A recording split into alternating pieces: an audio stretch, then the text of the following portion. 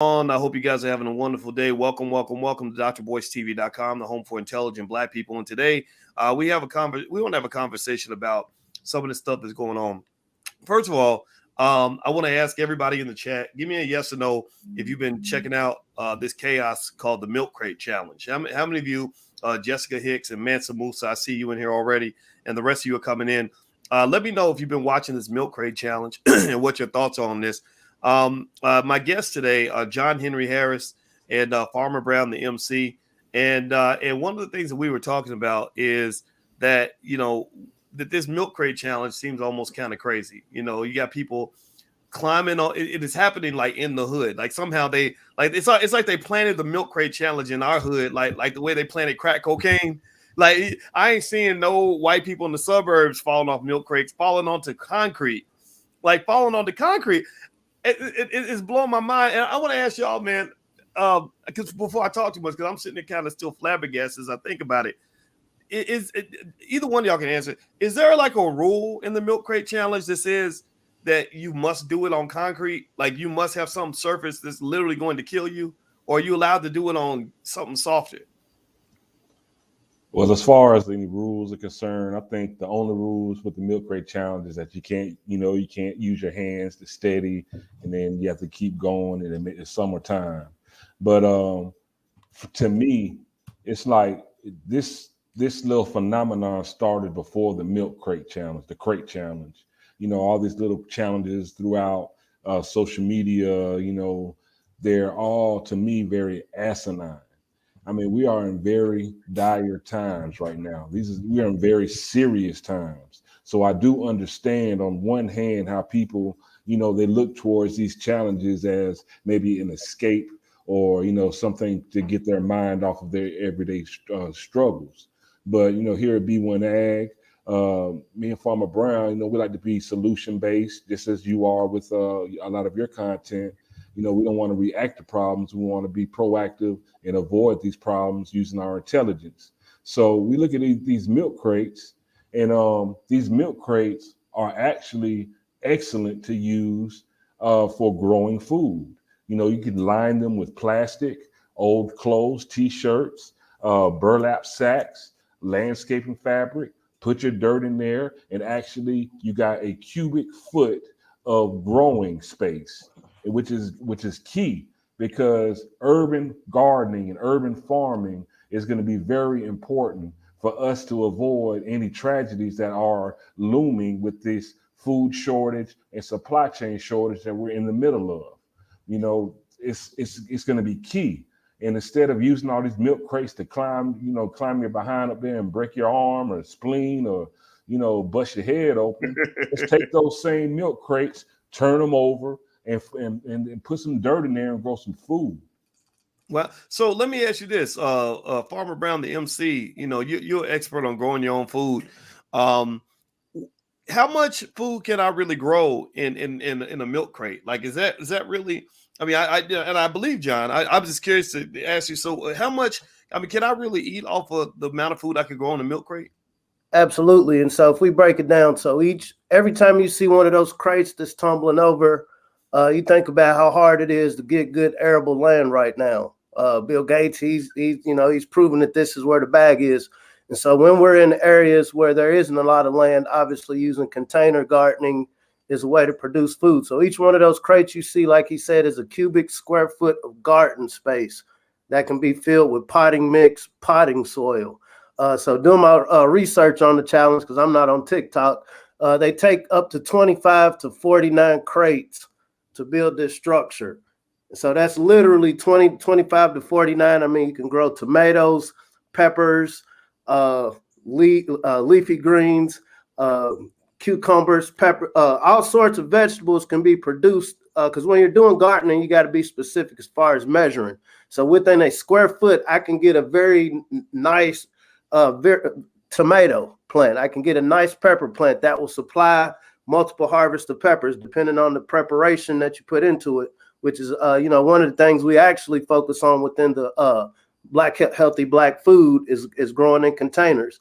And so the gardener in me is just like, wow, every time I'm watching these crates fall, this is a food production receptacle to grow food in when we're living in communities where 8% of the melanated community live in a census tract with no supermarket or with a supermarket versus 31% of the white community lives in one with a supermarket.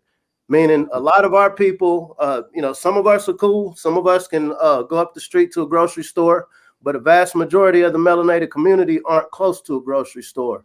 What does this equate to? It equates to these pre-existing conditions, these underlying health issues that make us the prime candidates for a lot of experimentation going on. So like I said, you're not going to fill your whole year's worth of produce from these crates.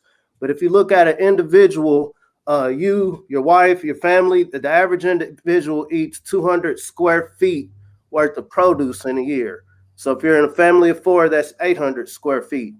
And so you're a mathematician. So say you got 50 of these crates, this is supplementing your diet. If you know you're in a community, because like you pointed out, a lot of these communities where these challenges are happening, I guarantee you there's a bodega. I guarantee you there's a convenient, a hood store up the street where, a lot of people are dependent on getting their food. And so I think a great formidable challenge would be, how can we take these crates, scrape the blood off, with, the blood people to shed on them and fill them up with burlap sacks and grow something. Man, that's, by the way, I'm talking to John Hennry Harris and Farmer Brown, the MC, and we're talking about the milk crate challenge and really putting the milk crate challenge in the context of everything else. As y'all know, on this platform, we're not here to just dwell in the nonsense. We're here to elevate the conversation. That's what real men do. And so everybody, as you come in, please hit the thumbs up, share, subscribe button if you haven't done it yet. Please make sure you support this, because we're building Black-owned media so we can elevate the conversation. So the milk crate challenge, man, just speaking specifically about the milk crate challenge, I think about you guys because, I don't want to mess up anybody's fun.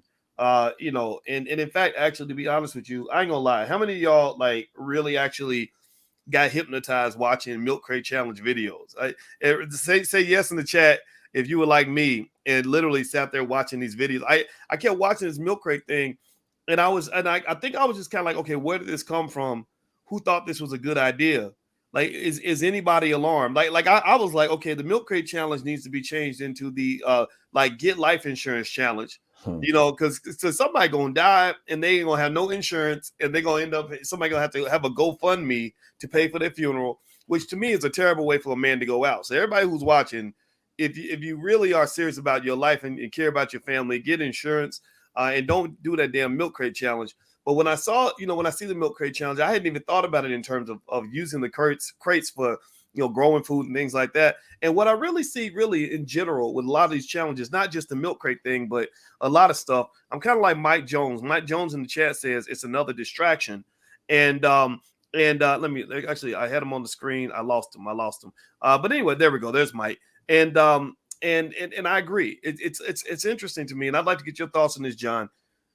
Right now, Black people are going through a lot, right? A lot more, the milk crate challenge is a self-imposed problem for the people that choose to climb on the milk crate and fall in ways that look like you're going to break your neck or break your back or whatever, right? But you really look around, right? Here's what's going on. I want to put the milk crate challenge in context with what's happening in the Black community right now. I'll use an example just from yesterday. Yesterday, I had this professor on by the name of Dr. Christina Parks. How many of y'all saw the interview with Dr. Parks? Dr. Parks did that commentary, that excellent testimony about the pandemic and about what those shots can do to your body and things like that. And we had a good conversation. And YouTube banned the video within minutes. They banned it on one of the channels. It's still on drboystv.com if you want to check it out. But they took it down on another platform. But that's why we put it in different places, And here's one of the things Dr. Parks brought up, that basically if you don't get that shot, there's going to come a time where you probably won't be able to get a job. And there's a lot of places you won't be able to go. You will not be able to move freely without going ahead and signing up for the shot. Now, I'm not telling people to do it or not to do it. But it's like we're kind of going to the space of what I would call economic apartheid, where Black folks are starting to get shut out of things, even more than we're shut out already.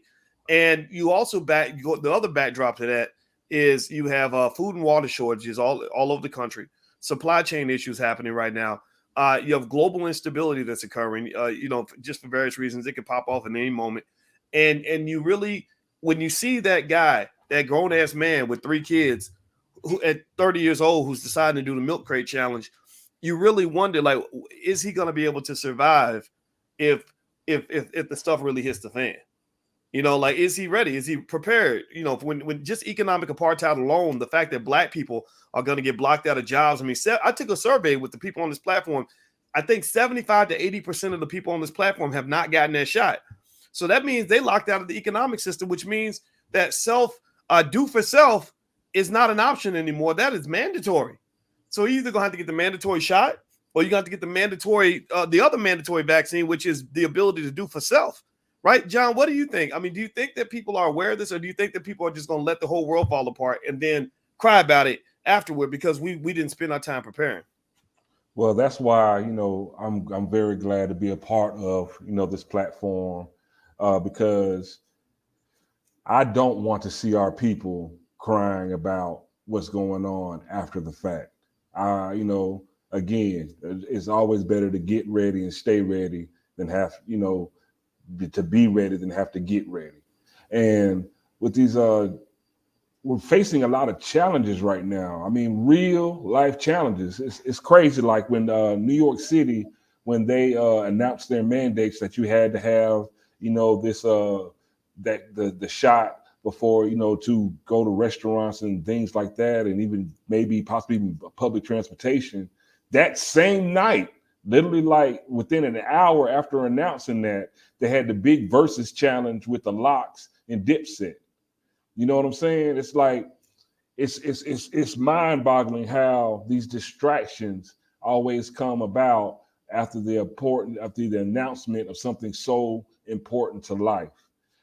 This milk crate challenge, again, as we're talking about economic apartheid, it's already happening. There are a lot of jobs that are already like, if you don't get this shot, you can't work here, or we're going to impose these fines. Even look at the NFL. Cam Newton just lost his job, and I think, and they say, and a lot of people are saying that it came down to it. He refused to get vaccinated. This rookie quarterback, he performed well, but you got the rookie quarterback who is vaccinated versus Cam Newton, a proven veteran who isn't. So, who can you trust? It's a big thing. And when it comes to food production, I don't think that, and this is what my major hope is, that it becomes more normalized, it becomes a bigger conversation about our food, where our food system is going, and how can we make sure that we are food secure, because it is at attack. Our ways, our routes to make money are being attacked. So when this happens, the ability to do for self becomes that much more important. And at the foundation of that, which is the foundation of civilization, is one's ability to secure, procure, and food. Well, I think it's a good point. And Farmer Brown, I want to ask you about this. I mean, I forgot about Cam Newton. In fact, I'll ask everybody in the audience before I pass this ball to you, Farmer Brown. Cam Newton, how many of y'all saw that Cam Newton lost his job with the Patriots? And that the media reports, one of the media reports was claiming that the desire to not get that shot is part of the reason that he didn't get the job, or that he didn't keep the job. And they gave it to the white boy from Alabama, who's a solid quarterback. I don't think he's as good as Cam Newton, but he's not bad. And then, in fact, I got a call literally the day before yesterday from somebody that had a real important job with the NFL that was more in the performance space. This person is with Rock Nation, and they also had a situation where they were about to be paid a lot of money to do something, and that contract got taken away due to the policy, right? So black folks, it's happening to black folks. So, and these are the people at the top of the food chain. This is Cam Newton. These are famous entertainers. If that's happening to them, what do you think is going to happen to the little guy, the guy that works at UPS or Kroger or whatever? So Farmer Brown, what did you think? I mean, when you see, one thing that's interesting to me, man, I want to ask you about this because I know you know a lot about food and health. I found it really fascinating that when they talk about ways to deal with viruses and pandemics, they talk a lot about what shot that they want you to get, but they don't talk nothing about what food you're supposed to eat, how you're supposed to take care of your body. None of that. They just talk about put this thing in your body, and no matter how much poison you're consuming, it's gonna make the poison go away. What do you think about that? I've been waiting for the mandate that people get vouchers to go to farmers markets. I've been waiting for the tracers to come to people's doors and see if they're getting enough produce, and if not, connecting them with local farmers. So I've been waiting for all of these teams. Like you said, it seems like to promote a health crate, since we have hospitals that we're told are filled up. Why would you promote an activity where people are getting hurt? This is almost promoting destructive behavior. But when we talk about this perfect storm of events, once again, with this bread and circus, what are we being distracted from, as Mr. Jones said? So right now we have tens of thousands, if not more, people coming from overseas. Irrespective of what they look like, we know typically these people are the ones that run the corners. They get sent to brown neighborhoods, in the words of the elder Neely Fuller. And so we're going into the winter. Not to get biblical, in the Bible even talks about woe be unto those that give suck in those days. There's a lot of correlations that people talk about with the juice. I'm like you, I'm not here to give any medical advice, but when it comes to solutions, there are things we can produce in the winter, such as lettuce, arugula, spinach, kale, cherry tomatoes, peppers. These are things that can be grown indoors, growing vertically with some of these crates that we see people tumbling over. But like I said, so these people are coming in the country now. Right now, the guy occupying the White House needs some wins. Over the last few years, I have to put my tinfoil kufi on just a little bit. The melanated family has been speaking up about reparative justice. And so if you're a farmer and your farmer is surrounded by 400 cows and you realize you don't have enough feed, and working out on a research farm, I know if you go a couple of days without feeding these cows, they become very irate. And so your house is surrounded by these angry livestock. I think we were classified as 3/5 of a human in the original Constitution. So what do? Do I want to make sure you're good and healthy, even though I don't have enough food to feed you, but I want to make sure that you're good and healthy? And so I think these are some things to think about. But once again, coming from a solution base, we can grow. You don't have to be a professional farmer, a master gardener to put a seed in the ground, to start some seeds indoors. This is very practical. This is not pie in the sky that's hitting Chicken Little, the sky is falling. No, you're not going to produce your whole year's worth of food in your apartment or on your balcony or in your backyard. But when we talk about cooperative economics, hey, I got enough space in my space to grow the tomatoes. Hey, you got enough space over there to grow the herbs and garlic. Because right now, one of the largest food wholesalers, Cisco, said that the demand is much higher than what they're able to supply. From the top, they're telling us exactly what's going on. And so I feel like every one of these distractions that's happening, it's almost like a fight or flight mechanism. And it's distressful to see, so many people taking this flight mechanism of, okay, I just don't want to think about it, because we are coming into the winter. Heaven forbid, I know right now there's 700 colleges that are mandating this juice. And so some parents are going to have some kids coming back home, back to the empty nest. I work at a university. We ain't got that message yet, but it lies in the back of my mind. I got 2-year-olds. So once again, Farmer Brown's growing. So when I'm talking about this growing, I practice what I preach. But this is something, like you said, we need to mandate it. And also, I would just like to add, when it comes to fighting this pandemic, beetroot juice raises your nitric oxide levels, which helps boost your immune system. Garlic is another thing that activates your nitric oxide levels to help you fight sickness. Leafy greens, they help you from the kale, broccoli, cabbage, spinach, arugula, celery. They're packed with nitrates that help boost your immune system. Citrus fruits, high in vitamin C, oranges, lemons, limes, grapefruit. They're all excellent sources of vitamin C. Nuts and seeds, almonds, cashews, walnuts, chia seeds, flax seeds, pumpkin seeds, sunflower seeds. They have amino acids that assist in the production of nitric oxide. That taking that juice, that jab, is not the only way to fight this sickness. Food is medicine. Food is medicine. Food is medicine. Fact Well, checkers co-sign that. let me jump in too, and also first of all, I want to mention who I'm speaking with. I'm speaking with John Henry Harris and Farmer Brown, the MC, and they do a show on the Black Boss channel that's all about agriculture, growing your own food, and everything else, and everything. A lot of things happening in our community, and they actually teach people how to grow their own food. If you want to take a look and get a free trial on their program, you can go to healthyblackfood.com. That's the URL on the screen, healthyblackfood.com. And also I want to mention this. I'm looking in the chat and I can't delete this, but I want everybody to know that there is apparently, I guess this is what happens when you get a bigger platform. There's like these scammers, these imposters that come in and pretend to be you. And so there's literally a guy in the chat that's telling everybody to inbox you or inbox him, right? And he looks like me. He took my profile picture. I even changed my profile picture on my main Facebook page to try to make it a little bit harder for the scammers, but they're not going to go away. So if you see somebody, I want everybody to know this. I want to make sure you know this. Give me a yes if you hear this and if you're going to do this for me. If you see anybody reach out to you that looks like me that says, "Hey, inbox me," and I try to give you a WhatsApp number and get you to sign up for some crypto or something, report that person. Please report that person. So give me a yes if you know that. And the reason I have to take time to mention that is because people have gotten scammed in this platform. Literally, I think one lady lost $5,000 because she thought that I was reaching out and telling her to inbox me and sending her these secret messages. I can't send no women secret messages. I got a wife now. That ain't gonna fly. So ladies, don't expect me to be creeping into your DMs. I'm not rolling like that. I'm not trying to get caught up in no nonsense. All right. So with that said, let me ask you guys I'll throw the ball back to you, John.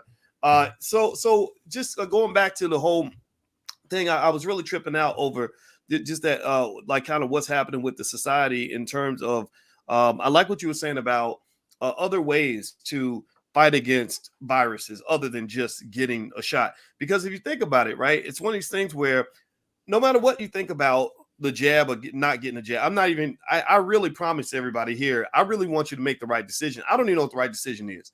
I personally have gone back and forth. I got family members that go one way, some that go another way. And the scary part to me is that they all make sense, but they all don't make sense. Like they all, to me, it's like, yeah, it's just a little shot. Who cares? But then I'll see something else that'll say, no, here's some long-term implications that can happen and things that haven't been tested out properly. And every couple months they're telling us, like, oh, well, we just found out that, that thing we thought that was going to protect you. Oh, it really don't protect you. Oh, we just found out. Remember we said that you can't transmit it to anybody. Oh, you can transmit it to other people. Oh, we just found out that remember we said that you won't be hospitalized. Oh, well, there's a few people in the hospital that got that shot. And then they're like, oh, but we got another shot. We got a better shot, right? And we tested it for the last 4 weeks. We got, it makes you very nervous, right? So here's what I'm going with. And I'm gonna stop talking, Nick. I'll pass the ball to John. Look, I know a lot of people who caught that virus, right? I'm not even gonna say the word because the YouTube bots are always watching. Most of the people I know who caught it, the people I know personally, 1 degree of separation, all of them healed. Every one of them healed. Now, I did hear about people that were maybe 1 or 2 degrees of separation, like a friend of a friend who didn't make it. But the majority, the overwhelming majority of people, my daughter, she's my goddaughter, but she's my daughter, if y'all know what I mean. She got it while she was pregnant. And she has asthma. And so, of course, I'm concerned. But you know what happened? She felt bad for about 3 days and then she got better. And I think that it seems to be the norm. So my question would be, it seems to me that what you're saying makes sense because most people fight off the virus and they're okay. Like most people are. So even if you get it, you're probably not going to die. Now, Lena says her uncle died from it. And my heart goes out to your uncle, and I'm not in any way belittling that tragedy, but but literally based on the data, if 1,000 people get it, 1 or 2 might die. That person's usually an older person or a person with some health issues. So I'm not even gonna frame it as a question. What are your thoughts based on what I said? I just said a lot. I didn't mean to talk so much, but I'd like to get your thoughts on just anything that I just said. Well, it's been just a little over a year. Last June, I actually caught it, and I was down for a month,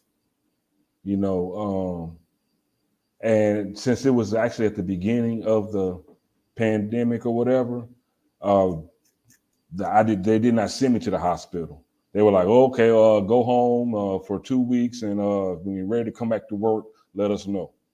There was no plan, no medicines, nothing like that given. I had to resort to my own devices, which I used. I was eating. Thank goodness for my family. They were bringing bags of oranges. At the time I was working at a nursing home, so I had got some zinc. Zinc is very key, in building your immune system. Aspirin, it helps to thin your blood to improve circulation.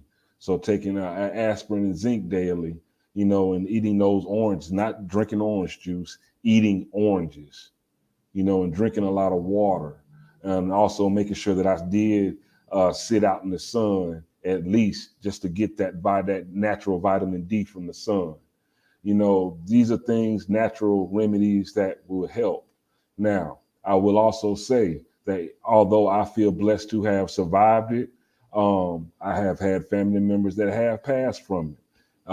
Actually, last week, my class president from high school just passed from it.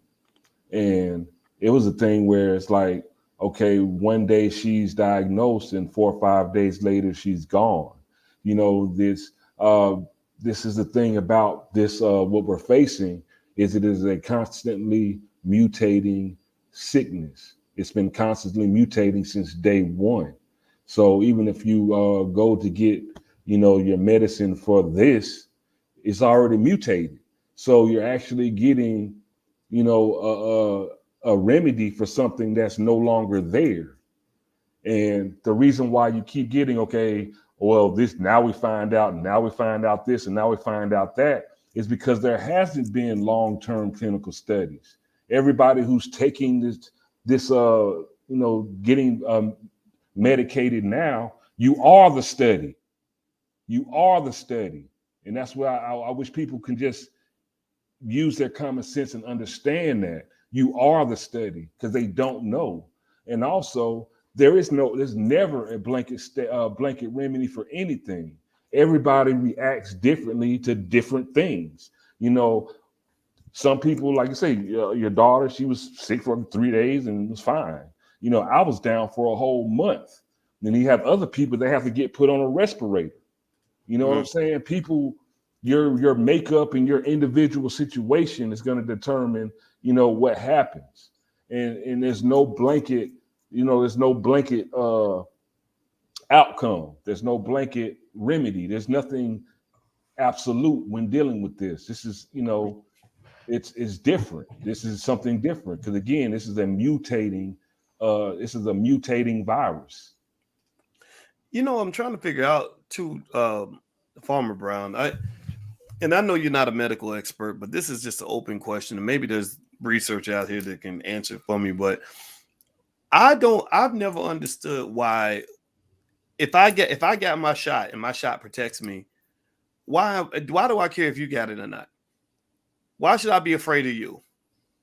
I mean, that doesn't make any sense to me. If I got, if I'm protected against cooties and you didn't get cooties protection, why am I worried about catching your cooties unless the protection that I allegedly have did not work? It's almost like I want to pull you into the same pot with me just because I'm offended that you don't agree with what I'm telling you to do. I don't understand, because the idea of discriminating against a person who did not get the shot is, to me, an admission that your shot does not protect you anyway. So what did you get the shot for? Right? What does it do? And then I think I saw somebody that said, well, it means that if you get it, you won't get as sick. I think the data is kind of refuting that. I think a lot of those people are getting very sick. And then they're saying like, well, it means that if you got the shot, you're not as likely to pass it. No, the data is refuting that too. Right? Especially when you're talking about variants. Right. And what really threw me off was when Dr. Christina Parks came in. And it really made me sad that YouTube banned her video, because I mean the woman has a PhD in cell biology from the University of Michigan. she came to be written off as a quack, and she actually said that if you get a shot that protects you against one variant, that a new variant will have an easier time invading your system because you got the shot. I don't know about you, but that scared the hell out of me. What do you think, Farmer Brown? I mean, so if I was investing in or had stake in the company making these remedies, I think I would be making a nice penny, so to speak.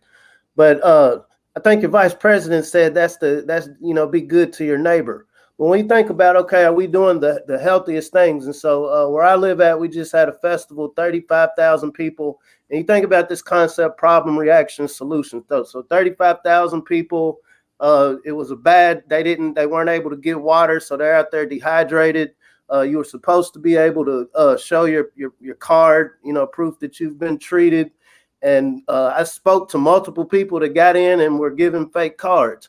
And so I've seen on the news over the past few weeks that these cards, to get caught with one, it will be a federal offense if it's a false one. So you think about, so saying that to say, in my mind, okay, a few months down the road, this leads to, well, since there's so many people with these fraudulent cards, maybe we need a more personal way to verify that you've had this. And like Gates said, we're going to keep having viruses. They're going to keep coming back. And so once again, the game, they're going to be, when I say they, I mean the stakeholders who stand to make the most out of it. I mean, let's just be honest. We're in a capitalist society. Money talks. We understand there's a lot of people that want to get out, have a good time. I get it. People have been locked down for a year and a half. But within that, I think a lot of people, not just with the shots, I think there's a lot of people that are going along with things that I don't think they understand the long-term effects of what that's going to do to civil liberties, what that's going to do to freedom. Right now in Australia, literally, I remember about 20 years ago, you heard the concept of FEMA camps and all of that. Oh, that's Hotep. That's conspiracy theory. But right now in Australia, they literally have camps, and it's under the auspice of, okay, the hotels. We have people flying in internationally. The hotels, we don't have enough beds for them. So we'll make this little nice 1,000-bed camp for you. And I encourage the intelligent Black folks on this network right now to just look at what's going on in Australia. No, this planet is a big body. So what affects my toe is, have you ever stubbed your toe? It throws your whole body balance off, right? And so whatever's happening somewhere else, it is a possibility, always a possibility that it could happen to where we're at. So our whole point with B1 Ag and the whole conversation we have is there's something up. What are the solutions? Some of these plants we mentioned, you can grow them from harvest from 25 to 60 days. What are we in August right now, going into September? We really need to be thinking about what does November, December going into January look like. We think about what happened to Texas earlier this year. There's a lot of unpredictable, climactic events happening. We see the political jargon going on. We see the political games going on. So it comes a point, we throw this word code around, and just in my personal modest mind, I feel like our food security is one thing that all of us can get on code on. Tying it back to this milk crate challenge, are we as a community care enough about this to challenge those same people with those crates to fill those crates up with some food, with some soil, with some seeds, with some transplants? Are we talking with each other, getting seed exchanges and seed banks to prepare just in case? Because I think what'd you say, 75% of your viewers in the poll you did said they're not with it. That's pretty much the number I heard nationally. 70%. 70%. What does that mean when your restaurants, and I hate to prattle, but like you said, okay, do you care about the health? Because we know right about now it's almost a 50-50 split of people who haven't gotten or people who haven't gotten both. And so you're willing to starve out half of the people who are skeptical by saying you can't go in this restaurant or possibly can't go in this gym to get healthy. You're willing to starve them out to keep them healthy. And so once again, we look at the context of is all of this about our health, or is it about something else? I mean, there's a million conspiracy theories, but the one theory that is always true is that if we eat, that is the first line of defense in any sort of health attack. And this is very accessible information when it comes to foods that will help boost your immune system. This food is medicine. It is your first line of defense. Now, I would like to say this when it in response to being medicated. It's funny. They talked to the CEO of Pfizer and asked him if he had been medicated. Matter of fact, He said five, and then if you look and you see they're making it to where you can't work in a lot of places, or they're fining you, or they're making you choose between getting medicated or your ability to earn money to support yourself. Does Moderna require their employees to get medicated? No. Does Johnson & Johnson require their employees to get medicated? No. Does Pfizer require their employees to get medicated? No. All these companies that make this supposed thing that's going to help us and keep us safe, they don't even require their own employees to take it. Yet they are mandating that for us. That alone raises so much suspicion for me, because I know the Tuskegee experiment was not that long ago. And I also know from history that since when did they care about us so much they didn't want to help us, when we got so many other things that are plaguing our communities that they have not done anything about. They're not even helping our veterans that have fought and served for our country. They're allowing them to become homeless and disparaged in the streets. So now, it's we got to be smarter than that. You can't always rely on someone else for your solutions. Do your own research.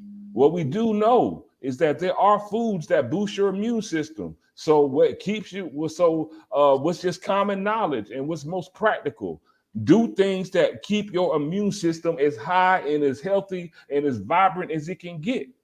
And you can Google this information. Everybody, I'm speaking with John Hennry Harris and Farmer Brown, the MC, and we're talking about a lot of things. We started out talking about the milk crate challenge, which is the big distraction, the weapon of mass distraction. And then we dug into a lot of stuff that's going on in the background. If you stay ready, you ain't got to get ready. So I hope everybody will take 1 second and please hit the thumbs up button, thumbs up, share, subscribe button if you haven't done it yet. We're trying to build Black media, and I don't mind talking about this pandemic and what's going on with these viruses, even though I can tell y'all I got hell from YouTube over this. I put up the testimony of Dr. Christina Parks, who testified in Michigan, the PhD in cellular and molecular biology. And YouTube took it down as medical misinformation. And we appealed and said, she was testifying before legislators. She's a PhD from University of Michigan. How is this medical misinformation? And they put it back up. But then I interviewed Dr. Parks yesterday, and I interviewed her.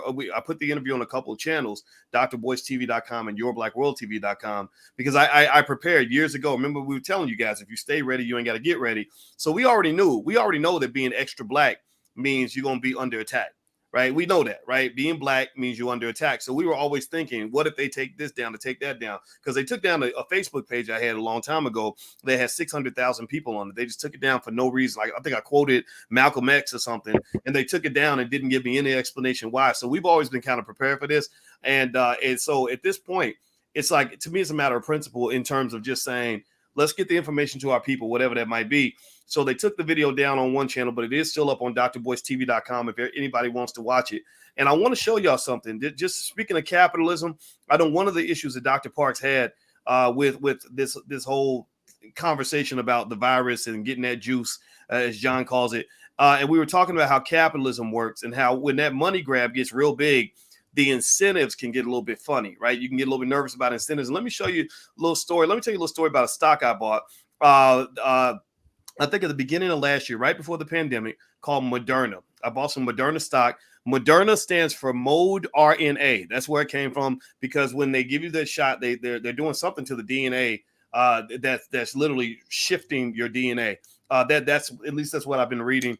I'm not a scientist, so don't quote me, but that's where Moderna comes from. Now, here's Moderna stock. It's been literally one of the best stocks in my portfolio. We bought it maybe around I say we bought it about maybe here about $31 a share. Now you see here in that last since that time, Moderna stock has gone up to $413 a share. You could have bought Moderna in 2019 for $19 a share. Now the other graphic on so Moderna stock has shot through the roof. And what happens with companies is when they go from making no money to making a lot of money, the pressure is there to continue. It's like if you come into the NBA and you a scrub and they expect you to give them 5 points a game off the bench, but yet you start averaging 40 points a game, Well, after that, you go out, you score 28. They're gonna say, what happened? Like that was a bad game, right? As you perform, the expectations grow. That's what happens with these companies, and that's why I'm worried about Moderna making so much money from these shots, because now they're gonna say, okay, what's your next shot? What's your next gimmick? What's gonna be your next thing you're gonna sell? They're not gonna go back to saying, oh, well, we think the public doesn't need it, or we have these concerns. Capitalism doesn't work that way. Let me show you another graphic with this company called Moderna's, aka Mode RNA. Let's look at Moderna's income, and I want you to look at how Moderna was doing. We talk about starting from the bottom. Now we're here. Look at Moderna's income in September 2020. This is as far back as I could go. You see here, their revenue was about 157 million. Net income was negative 233 million. So at this point, literally, what is this? I don't know. I'm trying to think. Here we go. In September 2020, they were losing money. They were losing $250 million. They lost $250 million per quarter. So that's about $1 billion a year. That's a lot of money to lose. Now you fast forward up to June 2021. Moderna made 4.35 billion in revenue, and their net income went from negative 233 million to positive 2.78 billion. Right. Wow. So before they made 1.22 billion in the first quarter this year, they made 2.78 billion in the second quarter this year. Now, the reason I'm concerned about that is because money is a drug. Like getting money at that level in a capitalist system, it really is like hitting a crack pipe. You don't go backwards from that. You really, so Moderna is making a lot of money, and these companies are making tens of billions of dollars on these shots. And I know that means it's not going to go away. They're always going to be like, well, here's a booster shot. Here's another shot. Take this shot. Take that shot. And I'm really not sure if they've really taken the time necessary to really know if this works. I mean, a lot of doctors have said this to me. So let me, so now that I've said all these things, I feel like Farmer Brown, now is a time where, as Black people, we have to kind of figure out where we want to be in all this, right? It seems to me that when you talk about things like do for self, for years we've been talking about, we believe in what we call the Black Core 3. We believe Black people should educate our own children, create our own jobs, and support Black business, right? And then with that do for self comes a lot of things that you talk about, like growing your own food, and then you connect that to things like learning how to shoot, like my friend Maj Toure. That's why we invited him to the All Black National Convention. We invited you guys. Buy your own land. We got Julian Gordon coming to the convention to talk about real estate ownership, learning how to build on that land, just learning survivals. That's why we got Dr. Claude Anderson coming through, Dr. Chalmers coming through talking about health. We have a lot of people that are on this issue, and I feel like now is the time. Like now is the time where we really have to start thinking seriously about that, just that whole do for self thing, and it's not a fringe thing anymore. It almost seems like it's going to be a way of life for millions of people. What do you think, Farmer Brown? Dr. Boyce, I have to put a shameless plug for Healthy Black Food. In the last 3 weeks, my children have been in daycare for about 8 months now. And in the last 3 weeks, the first week was RSV. It's a respiratory virus. We had to take them out, a whole bunch of the kids sick. Literally the next week, we took them out for a week. Then the next week, we took them back. 2 of the classrooms popped up with COVID. And so, I'm not mad. I like having the kids home personally. But saying that to say I represent one out of hundreds of thousands or millions of households who we're coming into some, because I'm not cool with the idea of my kids being experimented on, if you understand what I'm saying. And so when we think about the Black Business School, when we think about, okay, we're really going to have to revisit what education looks like, because there's here in Kentucky, there is a lot of contention about the mask wearing. And so one week I watched my daughter, she's cool. She thinks it's cute with the little mask, but my son wasn't with it. I watched him knock his little mask on the ground, and I'm thinking, the germs.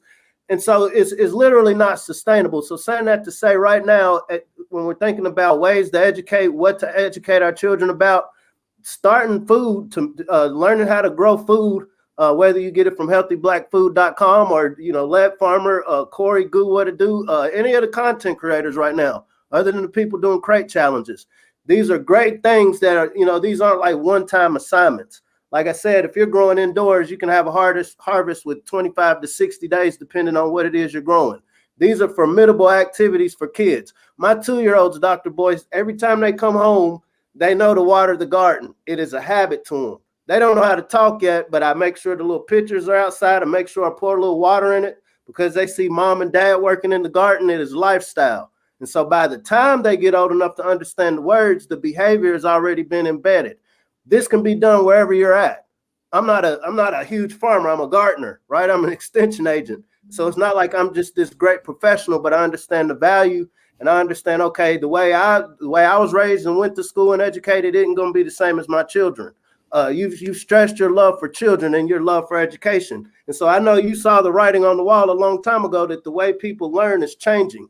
That's why, like the sister Vicky Diller says, this is our finest hour. Because right now, whatever we put our mind to, whatever we choose to do, I don't see that there's any force around this planet that can stop us. But it comes from that, can we keep from being distracted by milk crate challenges and, ratchet things, and really focus on doing what it was that made our ancestors strong in the first place.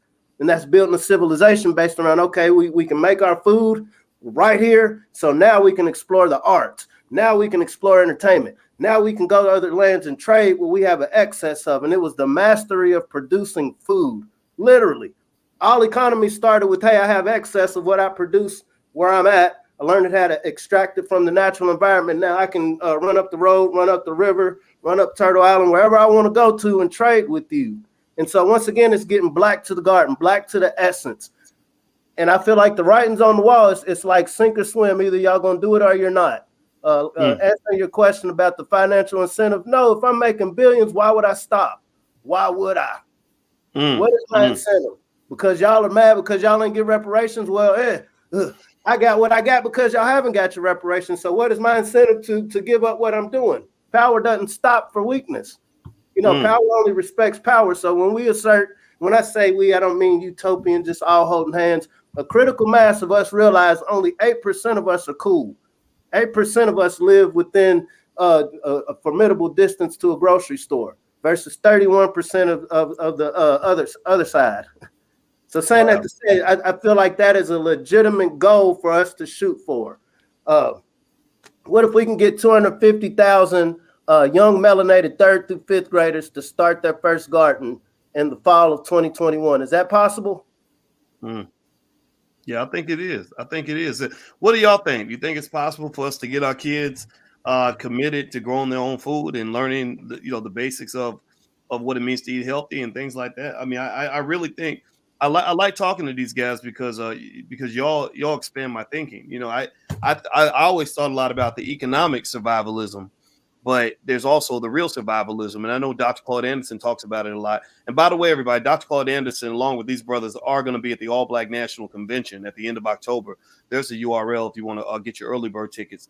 Today's the last day to get the super early bird discount. And we're going to be in Orlando talking about all this stuff and having serious conversations with serious people, making serious plans on how to survive. So feel free to join us in Orlando if you're interested. The URL's on the screen. But I know Dr. Anderson talks a lot about, John, he talks a lot about the fact that we are getting to a point where there are going to be food and water shortages. You see it happening all the time. You see people talking about it. And then, you're throwing in the curveball of what's going on with the pandemic and just the consistent economic isolation of Black people that's already occurring anyway. And I just think it's going to get to the point where it almost seems like it's going to be sink or swim, that it's only going to get worse. And if you're ready to submit to the system, I guess you could do that. But if you're trying to take a stand, you're going to have to pick up some different skill and kind of think a little bit outside the box. So I'll let you guys get the last word. So John, did you have any other thoughts on anything I said or anything you wanted to add to that? I just encourage our people to growing your own food is a great foundation to have for survival. You can check out me and Farmer Brown with B1 Ag at the Black Boss channel. We do have a program to teach you how to grow your own food at healthyblackfood.com. Our program is designed for the family. This is something that you can do with your children. We present it in a way that's fun. We present this information in a way that is practical. We also present this information in a way that will make sure that you are food secure. We're talking about survival skills. This is growing your own food, and having that skill of being able to grow your own food is exactly what it says, a skill. a survival skill. And these survival skills are becoming more and more needed in the days to come. You think about it. Like, I don't want to get too preachy, but they're saying if you don't get these mandates, that they're affecting your ability to buy and sell. What does that sound like to you? They're restricting your ability to move about, unless you have this card or you can pull up this app on your phone to prove something. These events are things that were spoken of and written about thousands and thousands of years ago.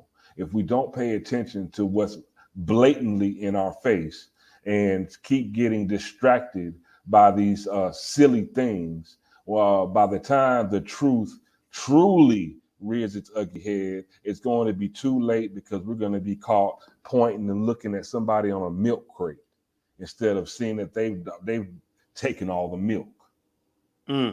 Well, Farmer Brown, I was looking online at the food that they said you should buy in case there is a food shortage. I know people keep talking about it, and you never know when things are going to change. And I liked what you said earlier about capitalism. You said if I was making $1 billion, why would I stop? And you think about that, right? You're making $1 billion producing whatever you want medically, whether it's good or bad, you don't care because you're making your money. That's how the opioid crisis came about. Opium was very profitable because the best product is the one that your customer's addicted to. Just ask any dope dealer, they'll tell you that. And then also we've made, if you ask, why did the Afghanistan war go on for 20 years? When we were building an artificial army that was going to fall apart in a second, a fake government, all this other stuff, killing people. Well, it's because people were making money. A lot of companies were making billions of dollars making weapons and whatever. And once this war is done, they're going to start another one, right? Because money's being made. So this really speaks to this idea that there are people in power that will continue to do toxic things if it's profitable, period. And also, I'm gonna read this list to you. I found this. I went to this site called TuckPennyFireplace.com. So they didn't give any. This is not scientific. This is a list of things that they said you should buy, you should stockpile in case there's a food shortage. So this is something just for the survivalists in the room. They said you should get flour, rice, noodles, beans, dried and canned, different varieties, lentils, oats, pasta of different shapes, white and whole wheat, sugar, white, brown, soft brown, dark brown, vegetable oil, olive oil, powdered milk, salt, baking powder, baking soda, spices and herbs, cans of soup, cans of vegetables, dried fruit, cans of protein, peanut butter, and a variety of nuts. What do you think about that list, Farmer Brown? How do you feel about that? I think the list is cool, but I went to Walmart the other day to get some water for my mother. And I mean, I'm talking about the whole frozen meat and frozen meal section was empty. They had a little bit of meat in the meat section, but I mean, each row I went to was empty. I'm not a person, I don't just sit up waking up like, oh my God, something has to be wrong. I don't wake up looking for problems, but this is the first time I've gone in any of these stores and they were visibly just empty, like nothing in the rows. So saying that to say, I think it is. That's my daughter. Uh-oh. Well, I think you scared them with all the bad news. So they cool. They cool. They have no clue about what's going on right now. But saying that to say, I definitely think growing food, especially getting started now in the fall to prepare for the winter, some of the short harvest crops, like I said, like your greens, your tomatoes, your peppers, things like that, different herbs. Start that now just to get your hands in it, to get an idea of what this looks like, to prepare for whatever the spring may bring to us. Personally, they said this virus was the cure for the flu. I think this virus can be the cure for our Stockholm syndrome. The truth is very powerful, and once it's in your face, you're left with a decision, sink or swim. And so I think this is the perfect opportunity. I mean, our kids are being forced out of school because of a sickness. And so, as parents, what are we going to do with all of this time on our hands? It's not like there's no one set curriculum. So let us create one of literally growing food, growing minds, growing businesses. in that order. Wow. Well, you know what? I'll tell you what. This is real cool, and I have had a great time in this conversation. Everybody, just so you know who we've spoken with, this was John Hennry Harris and also Farmer Brown, the MC, and they actually show people how to grow their own food. In fact, when I mentioned Farmer Brown to my wife, she didn't even tell me that she had actually learned how to grow potatoes in a bucket from Farmer Brown. I didn't even know that she even knew about the brother. I'd known about him, but we never talked about it. And so he's very good at what he does, and John is too, and they are a great duo in terms of giving you what you need. So if you're interested, you want to try out their program or learn more, go to healthyblackfood.com. And also, I want everybody to know at the All Black National Convention this year, we are taking a strong interest in Black survivalism. Not extremely radical, but really, thinking about what does do for self really look like, and how do you implement do for self. So the people that we've invited, a lot of the ones that we've gotten to sign on to come down are people that fit in that category. A lot of y'all know about that brother, King Randall, the young 20-year-old brother that went out and bought all that land down in Georgia. And he stood up against Roland Martin when they were trying to attack him. And this brother built his own school in a matter of weeks, and he's getting it done. Julian Gordon, who's one of the great real estate experts in this country. The great Dr. Claude Anderson is going to join us via satellite. His health isn't that strong, but he wants to be there. So we're going to bring him in through video. And by the way, Dr. Anderson's birthday is tomorrow. And I think that this week should be Powernomics week. I think we should declare it and own it and just make that what it is. So his birthday is tomorrow. He'll be 86 years old. Also, we got Dr. Charm and Farmer Brown and John will be there and doing a session on how to grow your own food. Maj Toure from Black Guns Matter. He's coming through. Also, family. Family is really important for building wealth. So I got John Boyd, the father of Victory Boyd, who's the famous singer, who's such a great singer. She's so great that Jay-Z signed her. Jay-Z heard her sing, signed her to Rock Nation right on the spot. Like she wrote songs on Kanye's last album. So her father is B1. He's very committed to the Black family, and all his children have a business together. They work together. And he said, there's a blueprint for that. There's a way you build that. There's a way you create that. So I said, will you come to the convention and teach that to others? He said, absolutely. So we got a lot of good people. And that's just the beginning. I mean, I'm talking about the rapper Akila Nahanda. Y'all seen her. She's been killing it on the internet. Nuri Muhammad from the Nation of Islam, Vicky Dillard, Jay Morrison. The list goes on and on and on. There's a lot of builders that are coming to the convention. And so if you're into that thing, if that's your thing, I want you to bring your family, bring your church group, bring your cousin, them, bring your baby mama. We got stuff for families, kids, singles, married, business owners, whatever. Come down end of October 29th through November 1st in Orlando, allblacknationalconvention.com. That's the URL. All right, guys.